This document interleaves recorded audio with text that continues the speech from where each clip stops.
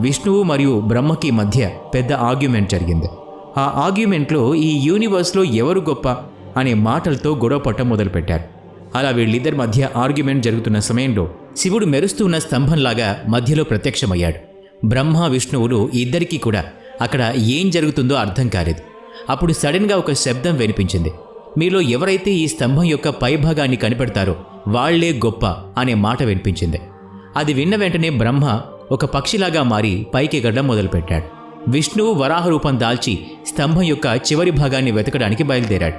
అలా చాలాసేపు వెతికిన తర్వాత బ్రహ్మ విష్ణువులు ఇద్దరికీ కూడా స్తంభం యొక్క చివరి భాగం కనిపించలేదు. చివరికి వీళ్ళిద్దరూ కూడా ఓటమిని అంగీకరించారు. ఆ తర్వాత శివుడు స్తంభ రూపాన్ని త్యజించి అసలైన రూపంలోకి మారిపోయాడు.